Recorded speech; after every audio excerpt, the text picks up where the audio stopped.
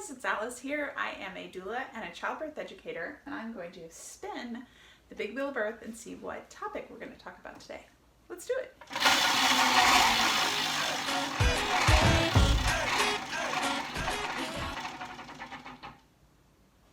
Oh, this one is kind of no fun, but it's required. This is called, or today we're talking about the glucose test. So the glucose test is an important test that is done in your pregnancy to check for gestational diabetes. So gestational diabetes is different than diabetes type 1 or type 2 diabetes. And it is something that occurs just during the window of pregnancy.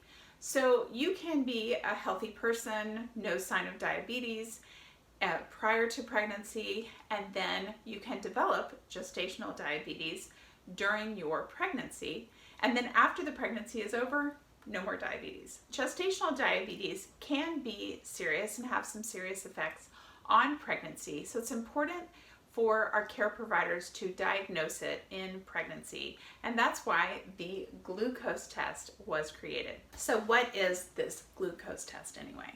So it is a test that is done usually between 24 to 28 or 30 weeks of pregnancy, and it is done in the office, in your care provider's office during a prenatal appointment.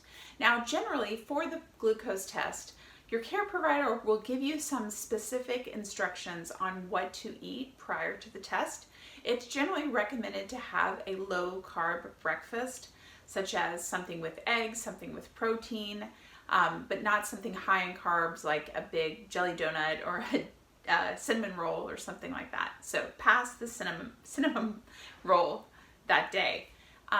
So specific instructions are usually given for your morning diet, and then when for you to come in. So there's generally a time, an hour and a half or 2 hours after eating, to come in and take the test. So what the test is about, this first test, it's sometimes called the glucose screening test, and it's the 1 hour test. You might have heard it called that as well, the 1 hour glucose screening test.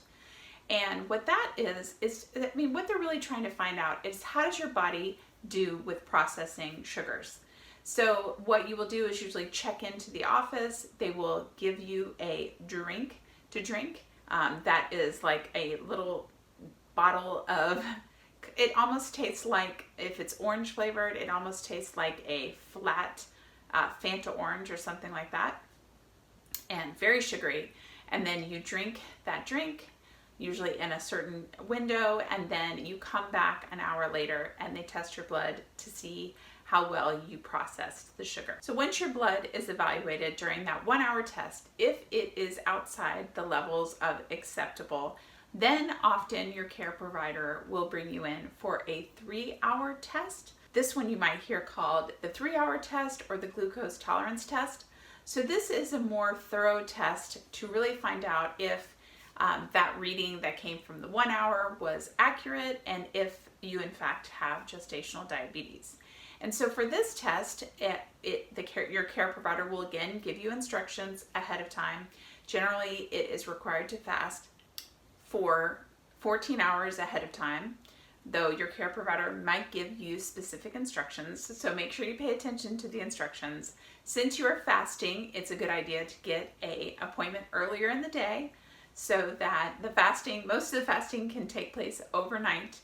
And during the test, you will be given your blood will be taken when you arrive at the office, and that's your fasting blood draw. And then after, you get another drink, and after that, your blood will be taken every hour, usually for the next 3 hours. And then after that, after those glucose tests, they can diagnose whether or not you have gestational diabetes or not. So it is a test that is done fairly routinely, especially if you are giving birth in a hospital, and it is done to make sure that your body is processing sugars correctly and that you are not experiencing gestational diabetes. If you have more stories to share or information, there's a great comment section below. I would love to hear about it. If you found this video helpful, please give it a like, subscribe, and hit the notification bell if you want to be notified on the next topic, we are going to put on the big wheel of birth. Also, don't forget to jump into Birth A to Z, the free course where all of these topics are organized by category and make them easy to use and helpful. So see you next time. Bye guys.